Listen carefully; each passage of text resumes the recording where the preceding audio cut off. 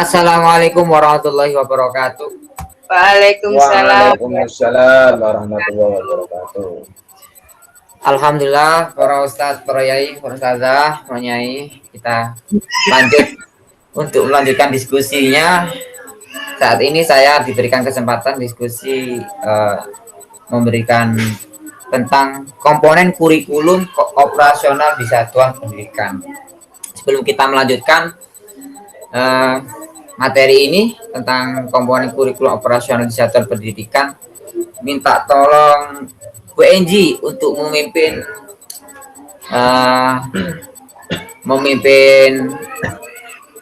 untuk penyemangat terlebih dahulu. Oke. Saya enggak punya banyak ice breaking. Coba Bu Deno.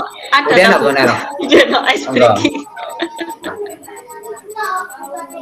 Commute Bu Deno dibuka dulu audionya ya. Belum dibuka. Barangkali Bu Deno monggo untuk penyemangat. Sudah tebak apalagi ya sekarang tadi sudah tebak apa ya? Tidak nyanyi apa? Saya punya tapi nanti saya enggak ada untuk saya. Cuma satu tok. Siap. Saya Pak Zuri. Saya ini ya. Saya ini punya lagu jadul. Bunyinya gini. Sing sing gemerincing, suara rebana berbunyi nyaring. Asik. Kalau sambil tepuk enak. Sing sing gemerincing, suara rebana berbunyi nyaring. Lagu apa tuh Pak? Nah, ya, ini jadul ini ya, ini jadul. Kayaknya belum zamannya itu. Kaki yang serempak dengan lenggok berirama, hati siapapun akan senang mendengarnya. Ayo kita ulang, ayo ya. Pertama ya. Sing sing ya bersama 1 2 3 sing sing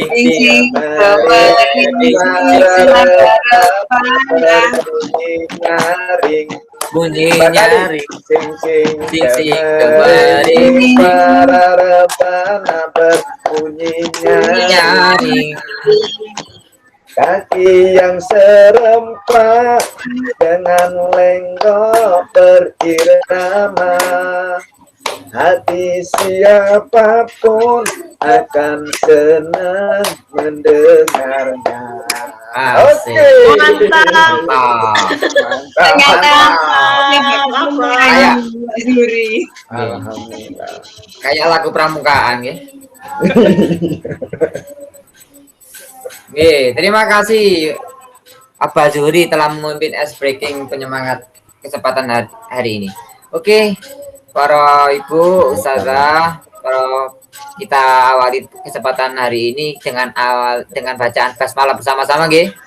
Bismillahirrahmanirrahim. Semoga kita mendapatkan ilmu pada hari ini.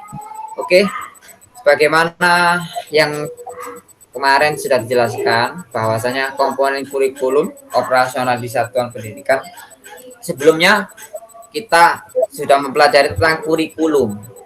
Nah, sebelum kita mengarah menjelaskan apa sih komponen kurikulum operasional di satuan pendidikan itu, monggo coba Bu Deno yang dimaksud kurikulum itu apa ya Bu Deno? Kurikulumnya. Apa kurikulum operasional di satuan pendidikan ini? Kurikulumnya. Sebelum kita lari ke komponen kurikulum operasional di satuan pendidikan, yang definisi kurikulum itu apa menurut Bu Deno? Kurikulum itu apa nih? Suatu hal yang itu sudah ditentukan oleh pemerintah yang akan kita berikan kepada peserta didik. Kalau secara pemikiran saya tentang kurikulum. Siap. Kalau menurut Bu Enil? Jadi kalau menurut saya kurikulum itu seperti yang mengatur segala macam. Contoh ini kan namanya kurikulum satuan pendidikan, berarti kurikulum itu yang menjadi dasarnya atau pengaturnya setiap kegiatan di satuan pendidikan itu harus melihat dari kurikulumnya. Jadi seperti dalilnya gitu mungkin ya. Dalilnya menjalankan satuan kegiatan. Saya menjalankan menambahi. Apa Zuri? Pendapat apa Zuri Saya, gimana? saya menambahi kurikulum tuh yang saya tahu ya dari visi misi itu ya itu penjabarannya di satuan pendidikan. Tapi kurikulum sendiri itu rambu-rambunya yang dari pusat Rambu-rambu. itu ya rambu-rambu Oke, dari pusat itu yang kita jalankan. Kalau di satuan pendidikan biasanya itu ditambahi dari apa visi misi itu ya diantaranya di situ. oke, siap. Jadi leres jantan ge. Jadi intinya kurikulum adalah suatu perangkat mata pelajaran untuk dalam suatu lembaga pendidikan yang berisi rancangan pelajaran yang akan diberikan kepada peserta pelajaran dalam di jenjang pendidikan masing-masing. Di sekolah jenengan punya kurikulum ge. Sekolah jenengan masing-masing punya kurikulum. Leres. Terima Mas. Mantap Ustadz Ustadzah. Oke, lanjut G. Jadi jenengan sudah tahu definisi kurikulum, otomatis kita akan menjelaskan tentang apa sih komponen kurikulum operasional di satuan pendidikan itu. Nah, ternyata di sini komponen kurikulum operasional di satuan pendidikan itu di situ terbagi menjadi dua sub G. Ada komponen jenjangnya sampai 4 sampai 5 tahun dan ada jenjangnya komponennya itu di setiap tahun perubahannya itu. Ya, di situ di komponen 4 sampai 5 tahun di situ ada yang namanya karakteristik satuan pendidikan dan yang kedua visi, misi dan tujuan.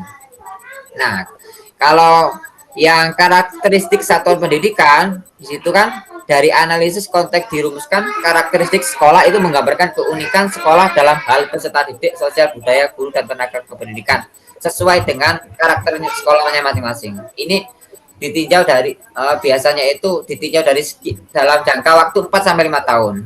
Kemudian bawahnya adalah visi, misi, dan tujuan. Begitu juga visi dan misi dan tujuan di situ menggambarkan bagaimana visinya peserta didik seperti apa. Terus nilai-nilai yang mendasari penyelenggara pembelajaran agar peserta didik dapat mencapai profil pelajar Pancasila. Itu visinya. Kemudian misinya itu adalah menjawab bagaimana sekolah mencapai visi yang di atas tadi. Dan seterusnya. Tujuan akhir dari kurikulum sekolah yang akan berdampak kepada peserta didik. Tujuan menggambarkan pentingnya yang selaras dengan misi yang di atas tadi. Jadi, nah komponen ini adalah ditinjau dari dalam jangka waktu setiap 4 sampai 5 tahun. Pun langsung singkat tahun G. Terus kemudian yang kedua terakhir ini komponen ini menjadi komponen untuk yang ditinjau dalam jangka waktu setiap tahun. Yakni yang pertama pengorganisasian pembelajaran, kemudian rencana pembelajaran, terus kemudian pendampingan, evaluasi dan pengembangan profesional, kemudian yang terakhir lampiran-lampiran. Nah, yang pengorganisasian pembelajaran ini contohnya situ cara sekolah mengatur muatan kurikulum dalam satu rentang waktu dan beban belajar. Cara sekolah mengelola pembelajaran untuk mendukung pencapaian profil pelajar Pancasila. Mingguan, sistem blok atau cara pengorganisasian. Di situ tercantum bahwasanya ada sebuah intrakurikuler. Ada intrakurikuler berisi muatan mulok. Seumpama di jenengan BTQ atau bahasa Jawa atau mungkin muatan mulok yang lain bahasa Arab di SMP-nya. Itu juga. Kemudian proyek penguatan profil pelajar Pancasila menjelaskan pengelolaan proyek yang mengacu pada profil Pancasila pada tahun ajaran tersebut. Terus kemudian ekstrakurikuler, gambar ekskulnya apa seperti apa. Ini pengorganisasian pembelajaran. Kemudian rencana pembelajaran. Nah, rencana pembelajaran di situ untuk ruang lingkup sekolah menggambarkan rencana pembelajaran selama setahun ajaran, berisi alur pembelajaran unit mapping untuk sekolah-sekolah yang menjalankan pembelajaran yang secara integrasi. Jadi di sini rencana pembelajarannya jadi berisi dengan alur sekolahnya masing-masing, berintegrasi dengan sekolah masing-masing. Kemudian selanjutnya adalah pendampingan, evaluasi dan pengembangan profesional. Di situ kerangka untuk pendampingan, evaluasi dan pengembangan profesional yang dilakukan untuk peningkatan kualitas pembelajaran secara berkelanjutan di satuan pendidikan. Pelaksanaannya ini dilakukan oleh para pemimpin satuan pendidikan secara internal dan bertahap sesuai dengan kemampuan satuan pendidikan. Jadi sesuai dengan karakter sekolahnya masing-masing. Pendampingan, evaluasinya sesuai karakternya siswanya seperti apa. Kemudian lampiran terakhir. Lampiran, contoh-contoh rencana pembelajaran ruang lingkup sekolah menggambarkan rencana pembelajaran bertujuan pembelajaran dan atau bertema untuk sekolah-sekolah yang sudah menjalankan pembelajaran secara integrasi. Contoh penguatan profil pelajar Pancasila, penjabaran pilihan tema dan isu spesifik yang menjadi proyek pada tahun ajaran. Deskripsi singkat tentang proyek yang sudah dikontekstualisasikan dengan kondisi lingkungan. Terus kemudian referensi landasan hukum atau landasan yang lain yang kontekstual dengan karakteristik sekolah. Lampiran-lampiran ini adalah sebuah tambahan komponen-komponen kurikulum yang ada di sekolah jika memang diperlukan sesuai dengan kondisi yang saat ini. Mungkin itu saja. Any question for Ustazah? Kita singkat saja. Mohon izin Pak Nasrul. Monggo. Mohon izin ya. Bu Neno. Saya mau bertanya. Tadi kan ini sudah dijelaskan kurikulum operasional satuan pendidikan, nggih. Itu kan menggambarkan ciri khas atau karakteristik sekolah masing-masing yang saya pahami. Nggih, ngoten nggih, terus.